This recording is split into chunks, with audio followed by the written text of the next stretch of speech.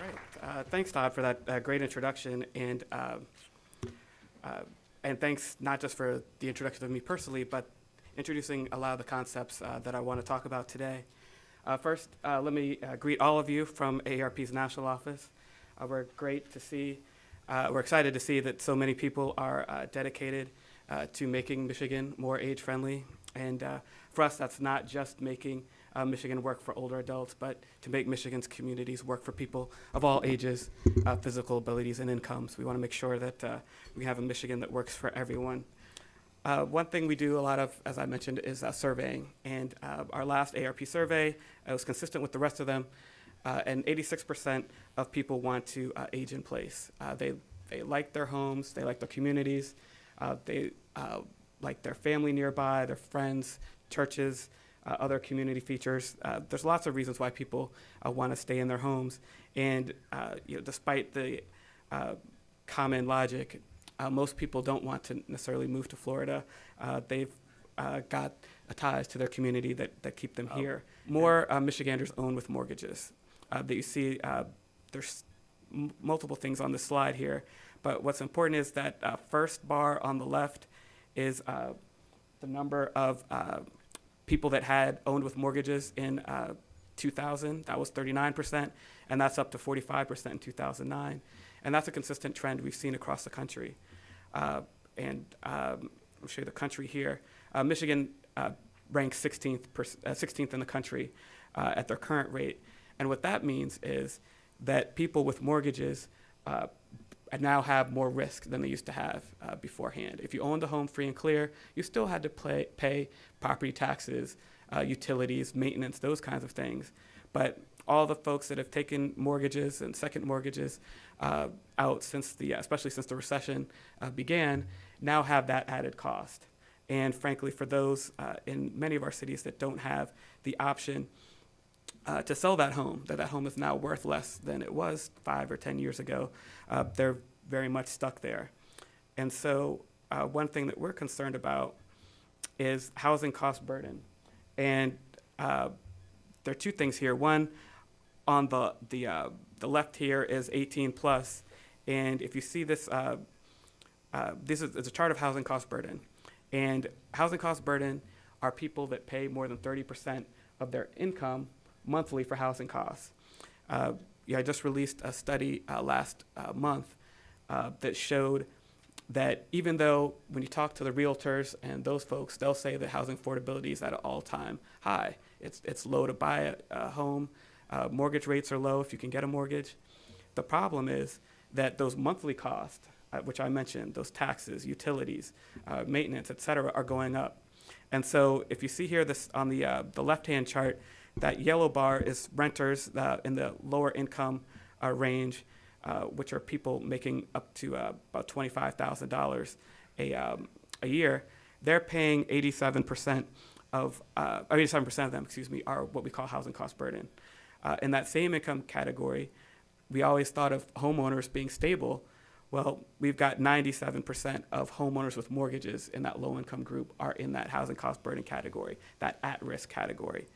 And frankly, when we go up to that second income group, that moves up to folks making $45,000 a year, in that second quartile on that left-hand chart, you'll see that we've got 2/3 of homeowners with mortgages that have housing cost burden, and that's all adults. The table on the right is similar for the 50 plus, and it shows that we've got similar stats, that 2/3 of homeowners in that second income group are in that at-risk category. So we've often thought about low-income renters as a nation and public policy, but we also need to think about homeowners as well. And particularly when we get to the 65 plus population here, you'll see that we've got huge numbers that whether you even 2/3 of people that own their homes free and clear that are 65 plus in that lowest income group are in that housing cost burden category. That's that red line in that first group there.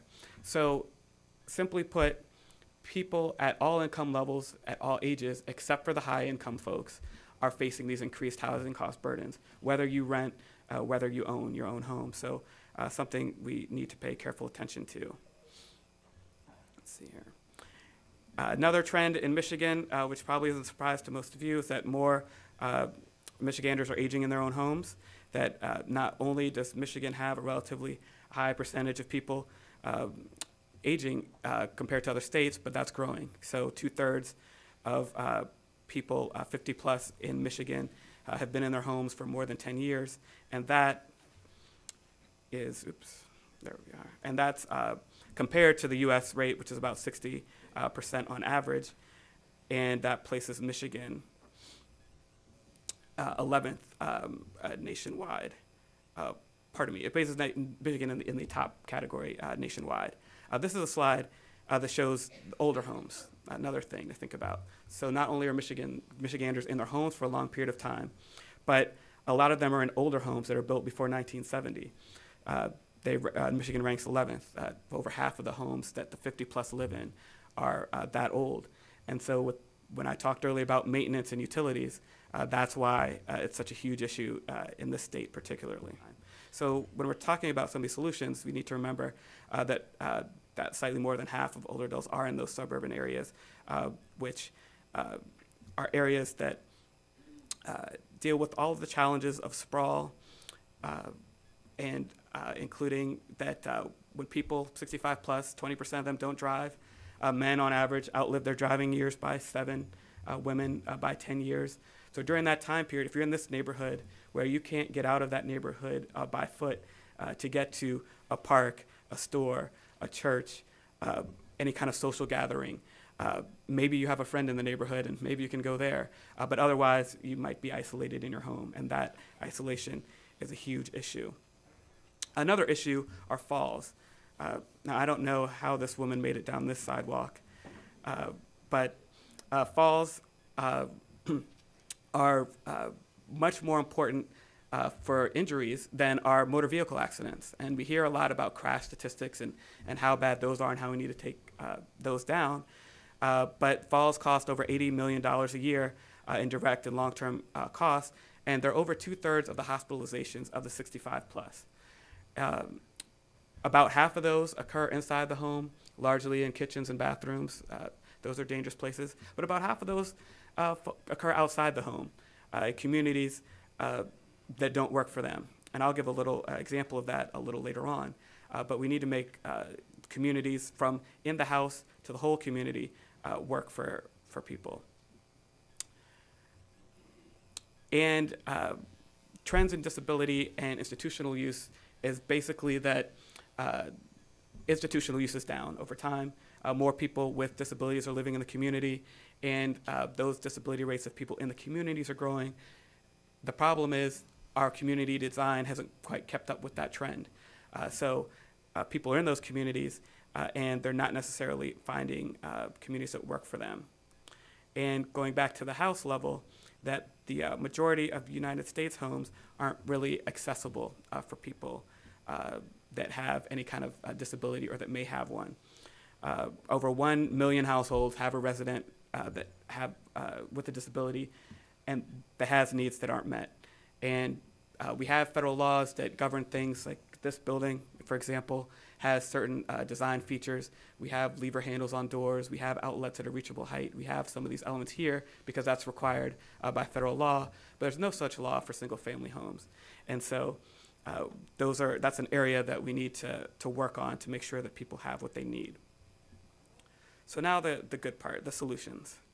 I've left a lot of problems on the table here, but let me talk about how we can start to solve some of these things. First, a definition of livable communities. You heard that in my introduction. You'll hear that a lot from AERP. Now, we define livable communities as communities that are safe and secure with affordable and appropriate housing, supportive community features and services, adequate mobility options, and together, all these things facilitate personal independence and engagements in the civic and social life of communities. So what this means is, in the long term, creating mixed-use development and locating housing within easy walking distance of shops and recreation, public transportation services. And in the near term, it's making sure that when people are in communities that don't meet their needs, that we find the ways to bring those services, to bring those things to people to make their lives better. Now, I mentioned the Age Friendlies Network. This is their age-friendly flower design here. And the way that the Age Friendly Network looks at things is in these different domains. There's transportation, housing, social participation, respect and social inclusion, civic participation and employment, communication and information, community support, health services, outdoor spaces and buildings. Okay, so those are really all of the elements that you can think of that might make a community work, and you see that they kind of come together in the middle to make that age-friendly community or city. And so what's important to note there is that when we're planning for the future, that we need to consider all of those elements, that all of those are pieces of making that community work. And second, as I just mentioned, involving the community is a very important part of this process. That from the ground level moving forward, part of the key part of the process is talking to residents, figuring out what their needs are, and then figuring out what the community needs to do to meet those needs. But what I'm going to do is give you a sample of some of the policy solutions that can meet the needs in those areas that I've mentioned. Most specifically, housing, transportation, land use, those things. So first, well, there's a little sample page from the book there. But first, complete streets. Michigan has a complete streets policy, which we're proud to have helped with. But having that policy in place is not the same as incorporating that philosophy everywhere. And so complete streets, for those that aren't familiar, is making streets that are for all users, be they people in cars, people on public transportation, people that are walking, people using bicycles, et cetera. Public transportation is actually on the increase for older adults. That might surprise some of us, that older adults increased their rate of public transportation 40% in the last decade to over 1 billion trips a year. Now, we want ARP promotes expanded services in the community, funding for midday routes, routes that run all day long at times that work for older adults, but investments that make transit easier, low-floor buses, route and schedule information in large fonts, training for drivers so they understand customers' needs. I'm going to talk a little bit later about another study we did, but I'm going to pick on Florida for a second. That I went to Miami for one of those site visits, and those bus operators did a terrible job at that point in time of meeting those needs. We heard complaints of folks getting rushed, that bus drivers might pass by you to stay on schedule if they thought you might take too long to board that bus. And can you imagine missing a bus in the hot Miami sun that you waited an hour for? A lot of those buses didn't run often enough. So you waited an hour for that bus, but you're standing there, with your walker, and then the bus passes you because he's trying to keep on that schedule, and you look like you might take too long. It was really heartbreaking to talk to some of the folks that were dealing with that. So we need to make sure that transportation works for everyone. And one way to do that is specialized transportation. Specialized 5.3% of trips by older non-drivers want specialized transportation, but the majority of those public transportation trips by older adults are on specialized transportation. So now I want to talk a little bit about housing. Now, this is a slide I took from one of my colleagues that works not on older adult issues to make the point that most of what I talk about is not for older adults specifically. All of the concepts of livable communities, I'm going to talk about universal design in a second, about age-friendly communities. These are all things that are building in the elements that work for people of all ages. You're going to keep hearing me hammer that in, and if I leave you with nothing else, I hope that it's that. So you see here in the center section that most of the things that I've talked about as AARP housing priorities, affordable homes, accessible visitable homes, transportation options, safe walkable streets, open space and parks I haven't mentioned, also important to have for community life, convenient shopping and services, and health services nearby. These are all things that people with young children up to older adults need in their communities. Now, while there's a growing number of grandparents raising grandchildren, especially in some of our urban areas in Michigan and other states, families with children tend to be more concerned about school quality in their housing decisions and childcare issues. And we heard earlier from Todd that older adults have smaller homes. They typically require less maintenance than younger families with smaller homes, although we heard earlier about the older homes we have in Michigan, so that's a little different here, and a need for more supportive services. So, that vast majority of things in the middle are the things that make communities age-friendly, livable. Those are things we need to work on. So on the housing side, we need to design for all ages. Now, I mentioned that only a third of homes had a zero-step entrance. Well, here's 3 different home designs that have zero-step entrances. You'll see whether it's landscape ramping, which is kind of building up the turf on the lawn so it has a slight incline into the house. You see that on the 2 on the outside. And the one in the middle there has steps in the front for someone that likes the look of that entrance, but you can move around the back to not quite the back, even the side has a little ramp there for folks to use. And you'll notice that these are integrated. They're not wooden ramps out front of a house to make sure that people can get in there. Those things are not universal design. They're not kind of what we want to see. We don't want to see things that look clinical, that identify folks as disabled, as identifying a home as something for an older or disabled person.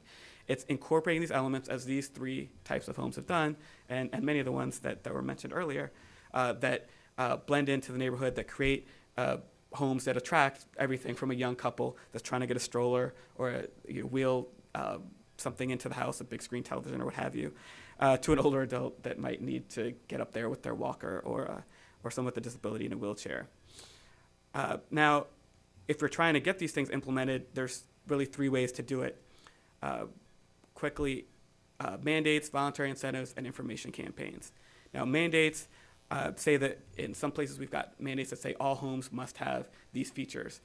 Pima County, Arizona is an example of a place that's done that, and now every home that's built there has to have visitability features. Many places, the logic is that we're building homes, some homes with government funding or assistance, so to get a better use out of taxpayer dollars, to be good stewards of the public funds, we're going to make sure that homes built with our money have these features. That's the logic behind those mandates with government funding assistance.